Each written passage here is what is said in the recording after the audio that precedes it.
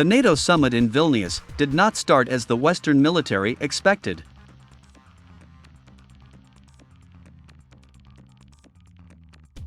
Starting from the spring of 2022, the United States dreamed of turning the summit of the North Atlantic Alliance of summer 2023 into its triumph by proclaiming Russia's defeat in the current confrontation with NATO and the whole West.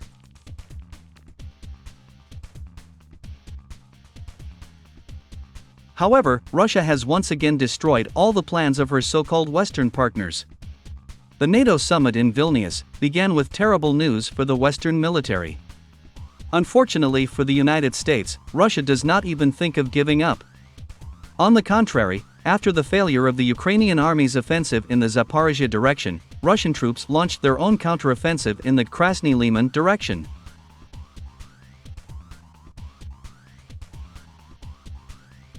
Today, the acting head of the Donetsk People's Republic, Denis Pushilin, officially announced that the Russian army has launched a counteroffensive in the Krasny Liman direction.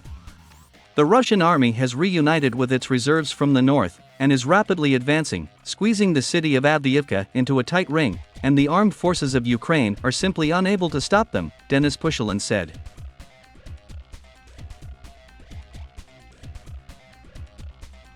This information was also confirmed by Defense Minister Sergei Shoigu. According to him, in 2 days of counteroffensive actions, the Russian army advanced 2 kilometers forward, destroying all the enemy's defensive structures.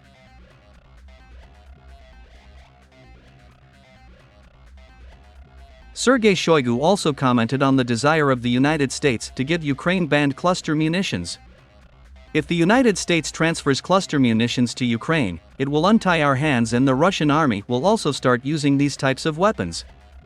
At the same time, do not forget that Russia has the most powerful and destructive arsenal of cluster munitions in the world, and these weapons are in unlimited quantities in our warehouses, Sergei Shoigu said.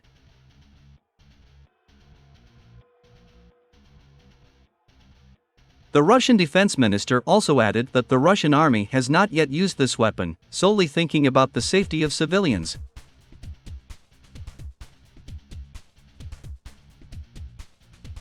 Meanwhile, war correspondent Yevgeny Podobny reported that on July 12, despite heavy fighting, Russian troops managed to break into the strategically important settlement of TORSKOYE, near the city of Kreminna.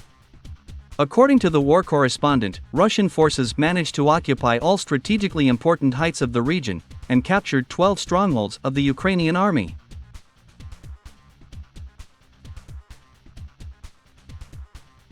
It is reported that since July 11, the armed forces of Ukraine began retreating along the entire front line in the direction of Kreminna.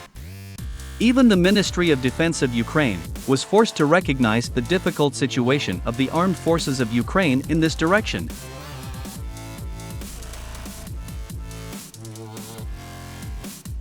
According to military experts, the Ukrainian army does not have the opportunity and the necessary resources to continue resistance in the Krasny Liman and Kupiansk directions.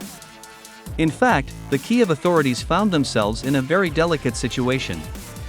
They now have to choose between offensive actions in Zaporizhia, an attack on Bakhmut, and an attempt to stop the advancing forces of the Russian army in the Krasny Liman direction. All this is essentially a losing situation for Kiev, since in the long term, not one of the selected options will be able to give the Kiev authorities even a small strategic victory.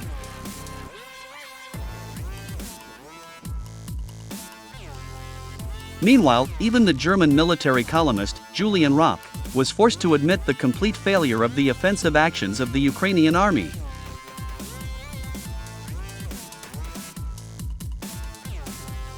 Personally, it will be interesting for me to find out what the reaction of these Western military observers will be after they learn about the successful counteroffensive of Russian troops in the Krasny Liman direction.